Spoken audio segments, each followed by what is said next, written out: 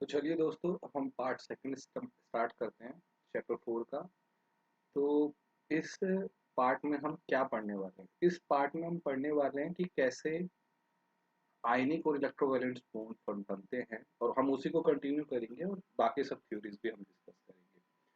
तो अभी तक हम लुईस पोस्टुलेट से क्या क्या पढ़ चुके हैं, ऑक्टेट रूल से क्या क्या पढ़ चुके हैं कि अगर हमारा केमिकल बॉन्ड बनता है तो ऑक्टेट रूल कंप्लीट होता है। कुछ एक्सेप्शंस हैं जो लुईस नहीं बता पाता है, लुईस पोस्टुलेट या ऑक्टेट रूल नहीं बता पाता है, वो हम डिस्कस कर चुके हैं। इसमें से एक था एक्सपेंडेड ऑक्टेट, और stabilization of odd electron molecule, formation of doublets, even octet complete होने के बाद भी हीलियम नियॉन आर्गन जो है कंपाउंड्स, आर्गन जो है क्रिप्टॉन जो है या जेनॉन जो है कंपाउंड्स बनाते हैं। तो ये सब लुईस नहीं बता पाए थे, तो फिर इसके बाद में बाकी जितना भी रहेगा वो हम डिस्कस करेंगे। तो स्टार्ट करते हैं कि सबसे पहला आयनिक या इलेक्ट्रोवैलेंट बॉन्ड फॉर्मेशन। तो क्या होता है कि आयनिक बॉन्ड जब बनता है तो कंप्लीट ट्रांसफर ऑफ इलेक्ट्रॉन होता है, जैसे NaCl की केस में शायद हमने पढ़ा था। ठीक है कि Na जो है अपना पूरा एक इलेक्ट्रॉन लूज करेगा और अपनी कॉन्फ़िगरेशन को स्टेबल करेगा, इसी तरीके से Cl माइनस इलेक्ट्रॉन गेन करेगा और अपनी कॉन्फ़िगरेशन को स्टेबल कर लेगा। अब जैसे ही वो स्टेबल कर लेगा तो क्या होगा? फॉर्मेशन ऑफ पॉजिटिव और नेगेटिव आयंस होगी। अगर पॉजिटिव और नेगेटिव आयन फॉर्म हो गए हैं तो अब वो अरेंज होंगे, अपने आप को अरेंज करेंगे इन ए सॉलिड स्टेट, और वो क्रिस्टलाइन सॉलिड स्टेट है। Solid state in general crystalline और अमरफस टाइप की होती है। क्रिस्टलाइन कैसी होती है? जिसमें एक रेगुलर अरेंजमेंट ऑफ एटम रहे। अमरफस एग्जांपल के लिए क्रिस्टलाइन स्टेट आप NaCl ले सकते हो, आई थिंक डायमंड भी ले सकते हो, और बहुत सारे सिस्टम्स हैं जो आप रेगुलर बेसिस पे आप इस्तेमाल करते हैं। अमरफस के लिए आप अपने घर का कोई शीशा रहे उसको अमरफस मानते हैं। अगर आप देखेंगे टाइम के साथ में ना उसका वो नीचे से मोटा हो जाता है और ऊपर से पतला हो जाता है, इसी को अमरफस बोल सकते हैं। अमरफस में एक और चीज बोल सकते हैं कि उसमें एटम की अरेंजमेंट रेगुलर नहीं है। तो इन जनरल जो भी आयनिक कंपाउंड्स होते हैं उसमें कैटायंस जो होते हैं मेटेलिक मेटल से ड्राइव किए जाते हैं, मेटल से बनते हैं, और अनायंस नॉन मेटल से बनते हैं। एक्सेप्शन है यहाँ पे अमोनियम क्लोराइड। अमोनियम क्लोराइड का क्रिस्टल जो है वो भी एक आयनिक सिस्टम है, लेकिन दोनों के दोनों नॉन मेटल है। NH नाइट्रोजन जो है ये एक्चुअली में NH4 प्लस की वजह से है। सिर्फ नाइट्रोजन को और क्लोरीन को देखेंगे तो वो नॉन मेटल्स है। वैसे तो हाइड्रोजन भी नॉन मेटल की कैटेगरी में ही आता है।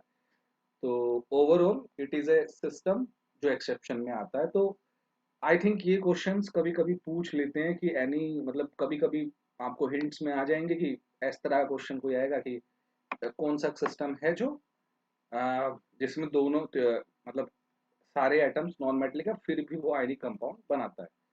तो NaCl का स्ट्रक्चर होता है रॉक सॉल्ट टाइप। ये बड़ा वाला क्लोरीन है। अरे गलत कर, हमें थोड़ा रेड पेन इस्तेमाल करना चाहिए। ब्लैक सबसे बढ़िया रहता है वैसे तो, ब्लैक हर जगह चल जाता है। क्लोरीन है, ये सोडियम है। तो इसको बोलते हैं पूरे को FCC अरेंजमेंट। बस अभी नहीं पढ़ेंगे पूरा, बस ये समझ लीजिए कि FCC में क्या होता है। 8 कॉर्नर पे होता है, 8 एटम्स तो कॉर्नर पे होते हैं, फिर बाकी जो Cl माइनस है वो फेस पे रहते हैं। और एक और इसकी खास बात ये रहती है कि बाकी जो सोडियम प्लस होते हैं ये ऑक्ट्राहेड्रल वॉइड्स ऑक्यूपाइड करते हैं। तो ये आउट ऑफ द अभी मतलब अभी फिलहाल के लिए तो आउट ऑफ द सिलेबस है, लेकिन 12th का पहला चैप्टर यही है केमिस्ट्री का, तो उसको भूलना नहीं है, बस समझ लीजिए। तो ये रॉक सॉल्ट स्ट्रक्चर है, और साफ साफ दिख रहा है कि एटम्स अरेंज रीअरेंज कर रहे हैं अपने आप को, या आइटम जो है पीरियोडिकली रिपीट करेंगे। तो भाई अब हमने क्या सीखा कि हमारा सिस्टम जो है अगर आयनिक सिस्टम या क्रिस्टलाइन सिस्टम है तो पीरियोडिकली रीअरेंज करेगा। लेकिन अगर हम बात करें इसकी स्टेबिलिटी कैसे पता करेंगे, इसकी स्टेबिलिटी भी तो पता करनी पड़ेगी। केमिस्ट्री स्टेबिलिटी से डील करती है। केमिस्ट्री इस चीज से डील नहीं करती है कि तुमने क्या बना दिया है, वो बनने के बाद स्टेबल भी है कि नहीं है। कल को तुम अगर कुछ ऐसी चीज बना के रखो जो देख भी ना पाओ, जब तुम मतलब तुम अपने सर के पास लेके जाओ, सर मैंने ये बनाया, वो गायब हो गया, तो कोई मतलब नहीं है। तो हमें अगर इनकी स्टेबिलिटी लेनी है तो इसको बोलते हैं लैटिस फॉर्मेशन या एंथैल्पी ऑफ लैटिस फॉर्मेशन से बताते हैं। तो एंथैल्पी ऑफ लैटिस फॉर्मेशन क्यों इंपॉर्टेंट है, ये बताती है कि हमारे आयनिक आयंस कैटायंस और अनायंस जो हैं कैसे अनायन बना रहे हैं अगर वो गैसीय स्टेट से हैं। तो इसको एक थोड़ा सा और ध्यान से देखते हैं। देखिए, सोडियम प्लस की जो आयनाइजेशन सोडियम की जो आयनाइजेशन एनर्जी है वो 495 किलो जूल पर मोल है। इसी तरीके से क्लोरीन की जो इलेक्ट्रॉन गेन एंथैल्पी है 348.7 है। दोनों को ऐड करोगे तो एक पॉजिटिव नंबर आएगा अराउंड 147 किलो जूल पर मोल। स्टिल अब देखिए, केमिस्ट्री में जब भी कभी पॉजिटिव एनर्जी आती है तो ये समझ लीजिए कि वो डिस्टेबलाइजेशन को इंडिकेट कर रही है। अगर वो डिस्टेबलाइजेशन को इंडिकेट करे फिर भी NaCl क्यों बन रहा है? वो बन रहा है क्योंकि उसकी enthalpy of lattice formation is -78 kilo joule पर मोल -1। इसका मतलब क्या है, जब भी कैटायन और अनायन रीअरेंज करेंगे इतनी नेगेटिव एनर्जी रिलीज करेगी, बहुत ज्यादा है ये। ऑलमोस्ट अगर देखा जाए तो 4 टाइम्स है या 5 टाइम्स भी हो सकती है। तो इतनी ज्यादा एनर्जी रिलीज करती है, इसलिए NaCl फॉर्मेशन पॉसिबल है। नाउ अब हम लैटिस एंथैल्पी को डिफाइन कर देते हैं। तो lattice enthalpy is what? Lattice enthalpy of an ionic compound is defined as energy required to completely separate 1 mole of solid ionic compound into gaseous constituents ion. मतलब कि उस NaCl को पूरा तोड़ दो जो लैटिस बना हुआ है और उसको गैसियस आयंस में उसको कन्वर्ट कर दो। जितनी एनर्जी आपको उसको जबरदस्ती करके पॉजिटिव एनर्जी देनी पड़ेगी, देना पड़ने वाली बात है, ठीक है, उसको लैटिस एंथैल्पी बोलते हैं। लैटिस एंथैल्पी और लैटिस एंथैल्पी ऑफ फॉर्मेशन अलग चीजें हैं। फॉर्मेशन का मतलब आई थिंक मेरे को लगता है कि ये दोनों अलग चीजें हैं, ठीक है। बॉन्ड लेंथ की बात करते हैं, मैं थर्ड चैप्टर में ऑलरेडी बता चुका हूं। तो सबसे पहला होता है आयनिक, सबसे पहले अपना कोवलेंट बॉन्ड। कोवलेंट बॉन्ड कैसे बनता है कि दो एटम्स के बीच का डिस्टेंस, उसके सेंटर टू सेंटर न्यूक्लियाई का जो सेंटर है उसके बीच का जो डिफरेंस रहता है वही उसकी बॉन्ड लेंथ होती है, ठीक है। तो इसको RA प्लस RB से करते हैं। इसके थोड़े से अगेंस्ट कुछ और भी हमारे पास रेडियस है, ठीक है। इसको बोलते हैं वंडरवॉल रेडियस। वंडरवॉल रेडियस थोड़ा सा डिफरेंट है। ये अगर आप बात करेंगे आयनिक नॉर्मल कोवलेंट रेडियस की तो कोवलेंट सिस्टम के लिए डिफाइन करते हैं, लेकिन वंडरवॉल रेडियस किसके लिए डिफाइन करते हैं? मॉलिक्यूलर सिस्टम के लिए भी डिफाइन करते हैं। हीलियम, नियोन, आर्गन, मतलब अगर आप हम बोले दो H2 मॉलिक्यूल के बीच का डिफरेंस क्या है, दो डिस्टेंस क्या है, तो अपन को वंडरवॉल रेडियस के बारे में बात करना पड़ता है, क्योंकि van der Waals radius is a universal thing. It's like a gravitation. मैं और तुम भी एक दूसरे को एक वंडरवॉल रेडियस से वो कर रहे हैं, अट्रैक्ट कर रहे हैं। तो वंडरवॉल रेडियस की ये खास बात है। तो अगर इवन सिस्टम एक दूसरे से चिपके हुए भी नहीं है, उन दोनों के बीच में बॉन्ड भी नहीं है, तब भी हम उनका डिस्टेंस निकालते हैं। देखिए, ये हाइड्रोजन मॉलिक्यूल है, फिर भी उसका इलेक्ट्रॉन क्लाउड इस तरीके से दिखेगा। ये ब्लैक जो ये वाला जो कलर दिख रहा है, ये जो दिख रहा है, ये उसका इलेक्ट्रॉन क्लाउड है। इलेक्ट्रॉन क्लाउड दोनों एक दूसरे से काफी दूर दूर तक, मतलब थोड़े से टच हैं। तो एक इसके न्यूक्लाई को निकलती हुई एक रेडियस आएगी, ठीक है।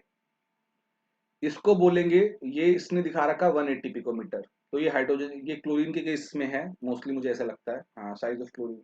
हाँ, इसी तरीके से एक ऐसे डिस्टेंस आएगा जो 198 के अराउंड रहेगा। तो ये जो डिस्टेंस है, ये डिस्टेंस, ये जो दोनों के बीच का डिस्टेंस है, ये वंडरवॉल रेडियस है।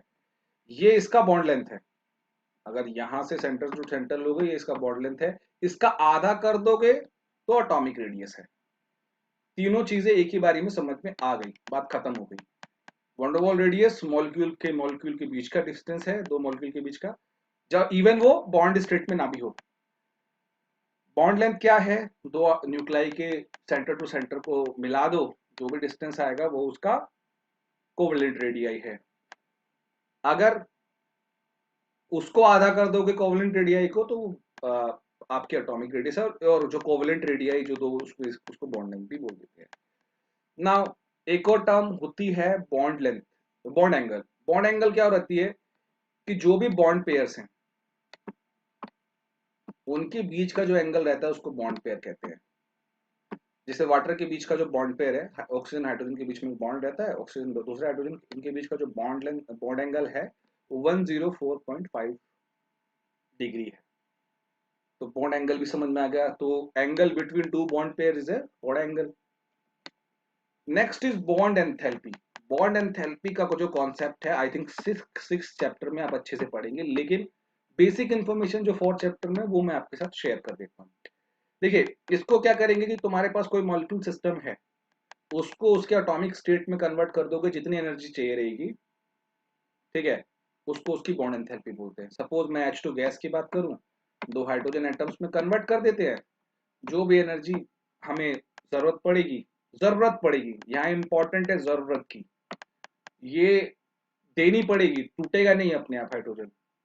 अगर ऐसे टूटता तो हवा में हाइड्रोजन एटम्स घूम रहे होते, हमें देनी पड़ती है। सेम चीज ऑक्सीजन को भी देनी पड़ेगी।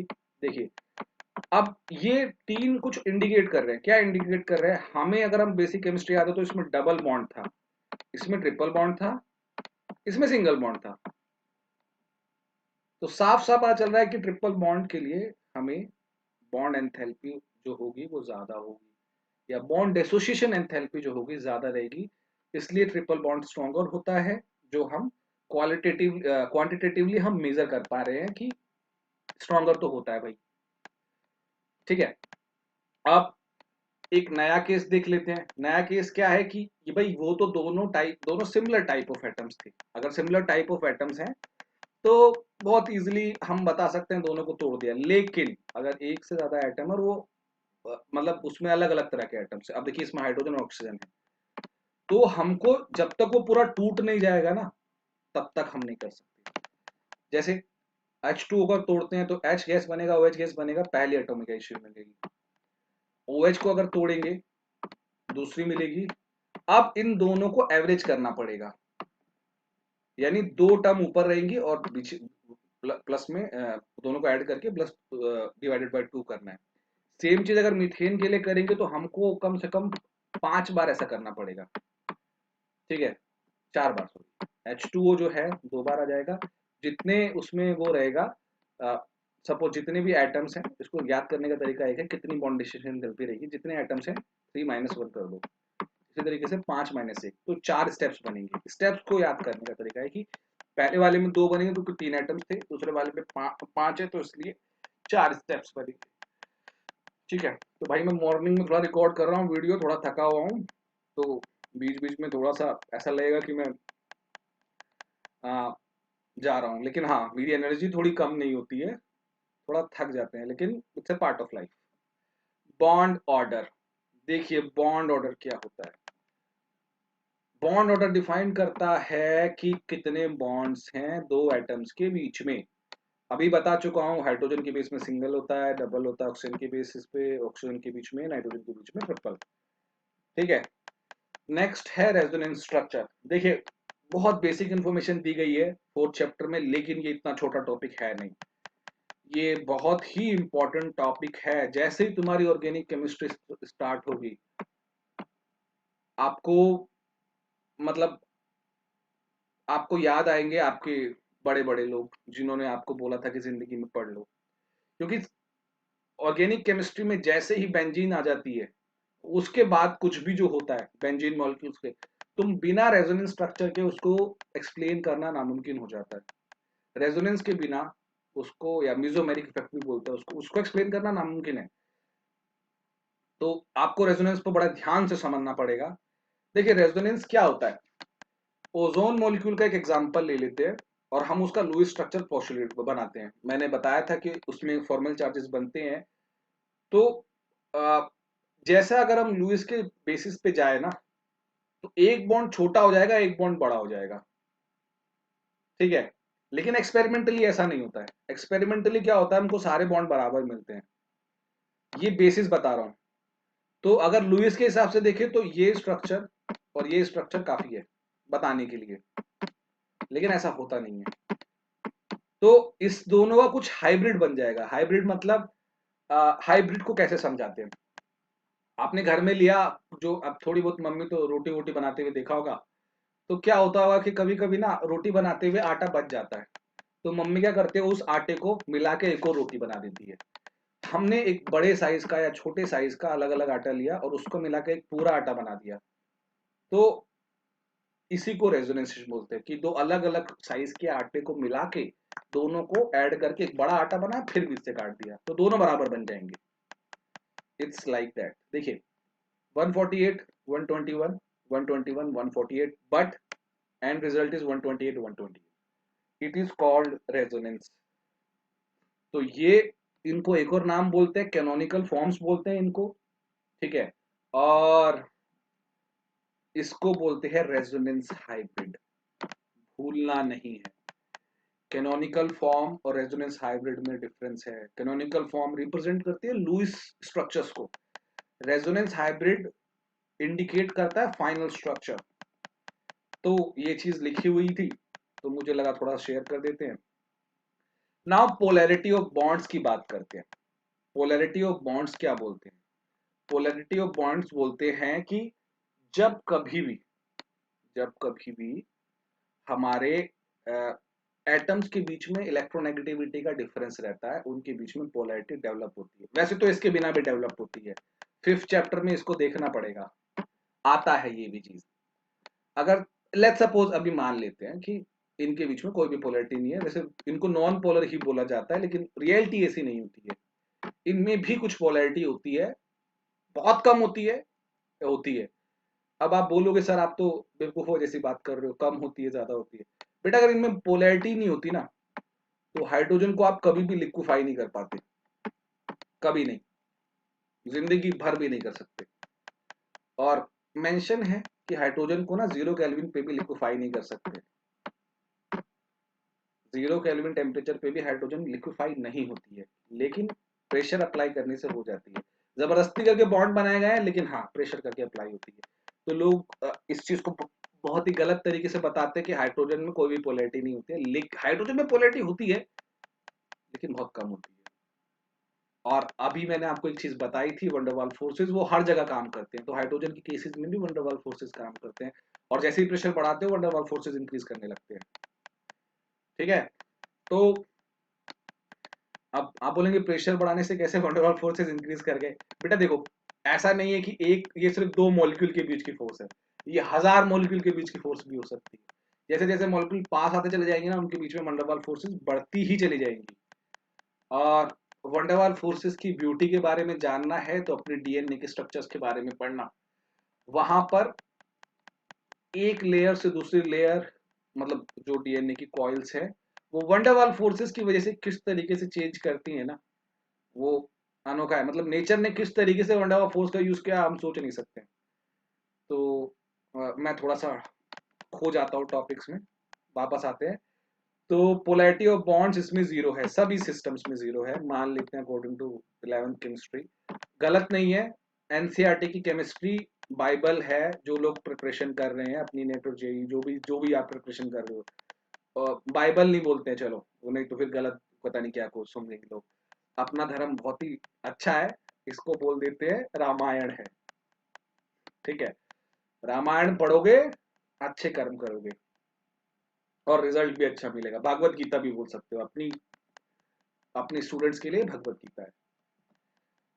अब हम एक केस लेते हैं जहां पर हमारे हाइड्रोजन और फ्लोरीन का केस लेते हैं। भैया अब क्या होगा कि हाइड्रोजन की इलेक्ट्रोनेगेटिविटी कम है फ्लोरीन से, तो इलेक्ट्रॉन पेयर जो है फ्लोरीन की तरफ शिफ्ट रहेगा, इसी की वजह से एक डाइपोल मूवमेंट जनरेट होगी। अब डाइपोल मूवमेंट कैसे होते हैं वो भी तुम्हें 12th में पढ़ना है, लेकिन मैं बता देता हूं कि इसको मेजर करने का तरीका होता है इन दोनों के बीच का डिस्टेंस, सपोज एल अगर डिस्टेंस है, और इन दोनों के बीच का चार्ज, इसको क्यू प्लस मान लेते हैं, इसको क्यू माइनस मान लेते हैं।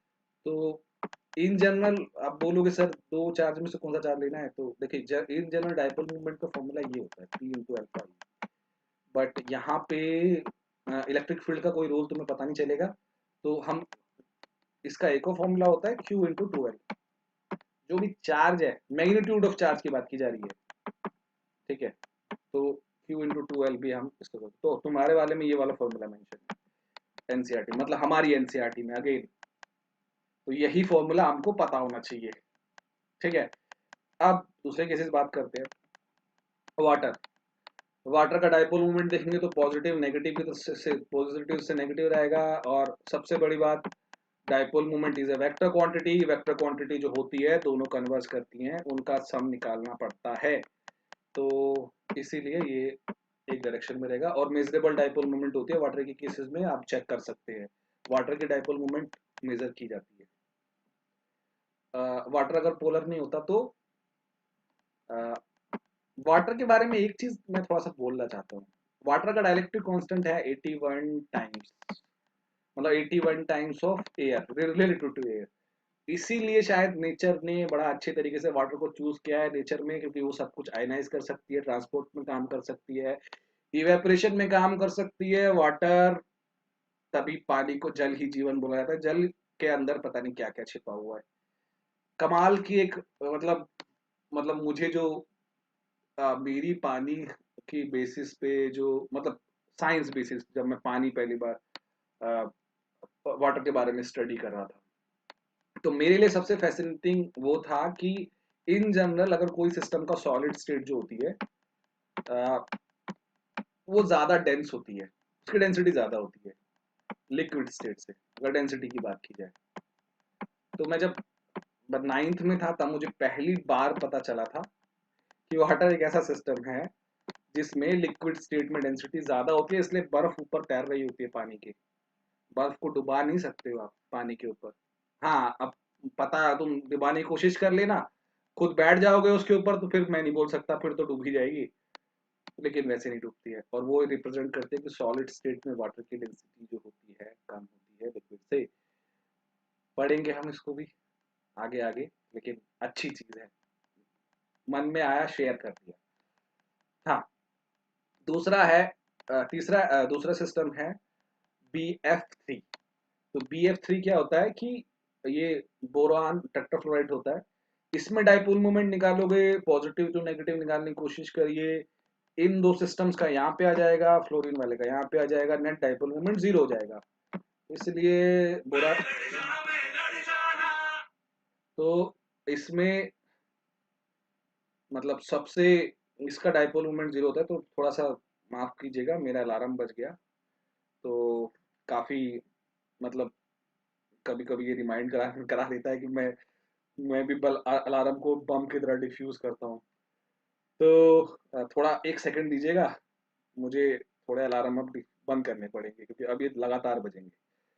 तो नेक्स्ट जो हम करेंगे, नेक्स्ट जो हम जाएंगे, अब देखिए हमारे डाइपोल मूवमेंट के बेसिस पे या टाइप ऑफ मॉलिक्यूल के बेसिस पे कौन कौन से स्ट्रक्चर्स पॉसिबल होते हैं, तो ये थोड़ा सा देख लेते हैं। अभी बस याद करना है, उसके बाद हम आगे बढ़ेंगे। यहाँ तक हम शायद खत्म करने के बारे में सोचेंगे कि खत्म करना इंपॉर्टेंट है। खत्म इसलिए करना इंपॉर्टेंट है क्योंकि यहाँ पे जो इसके बाद के जो कॉन्सेप्ट्स हैं थोड़े से अलग हो जाएंगे। तो मैं पूरी कोशिश करूंगा यहाँ पर अब हम थोड़ा सा होल्ड करें।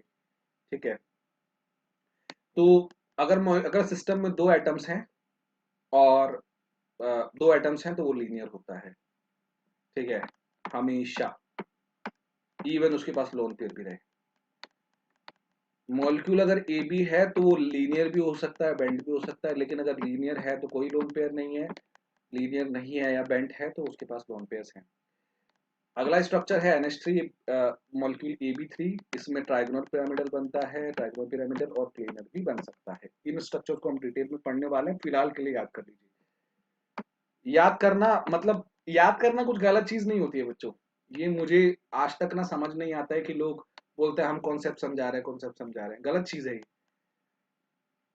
अब एक सिंपल सी बात है कि अभी बच्चा सीख रहा है, थोड़ा सा उसको याद करा देने से उसको थोड़ी सी आसानी होगी। ठीक है, जिस चीज का इलाज जिस चीज से होता है वही चीज देनी चाहिए, वो दो अलग चीजें नहीं देनी चाहिए कि उस बच्चे को बेकार का जबरदस्ती का उसको झूठ झूठ बोल के कि हम तो तुमको ये करा देंगे, हम तो तुमको ये मतलब नहीं है इन सब चीजों का। ठीक है, और मुझे तो उन ट्यूटर से प्रॉब्लम है, मतलब मेरे को एक एक बात लगती है जो मतलब मुझे शेयर करनी चाहिए 2 मिनट के अंदर। इसमें क्या है कि लोगों ने ना आजकल इसको धंधा बना दिया है। ये एक वो है, पैसा कमाने का तरीका है कि हम बच्चों तुम्हारी हेल्प कर रहे हैं। ये हेल्प के नाम पर पैसा कमाना, मनी, बच्चों से, मैं इसको पूरा गलत मानता हूँ।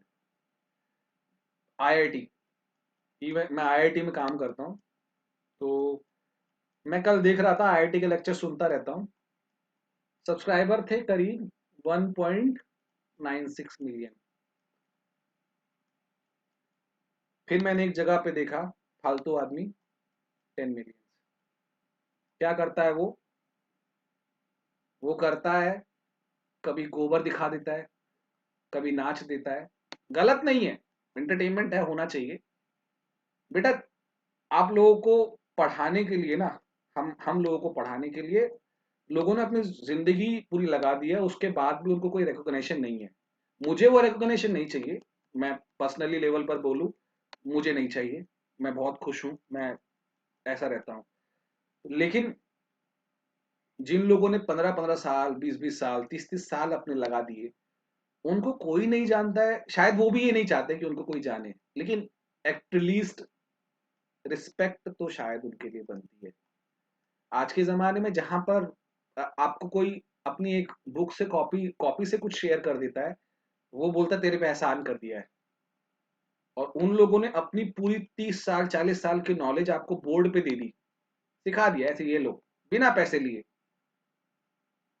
सरकार उनको पैसे देती है, उस चीज का बात अलग है, सरकार तो दे ही रही है, ठीक है।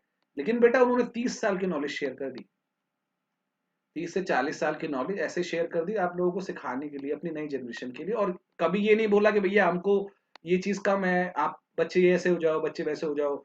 कभी नहीं बोलते, आते हैं पढ़ाते चले जाते हैं। ऐसा नहीं है कि उन लोगों को मतलब कुछ प्रॉब्लम है या उन लोगों को पैसे की दिक्कत है, नहीं। लेकिन बेटा जिन लोगों ने, इसको बोलते हैं, एक चैप्टर था हिंदी का, नींव की ईंट, वो लोग नींव की ईंट है, इसी की वजह से बिल्डिंग बड़ी बनी हुई है। तो रास्ते में कोई टीचर, कोई डॉक्टर मिले तो रिस्पेक्ट करना। Take care. अब हम नेक्स्ट पार्ट 3 जल्दी मैं अपलोड करूंगा, और पार्ट 2 अभी कुछ ही टाइम में अपलोड करूंगा। Take care, thank you.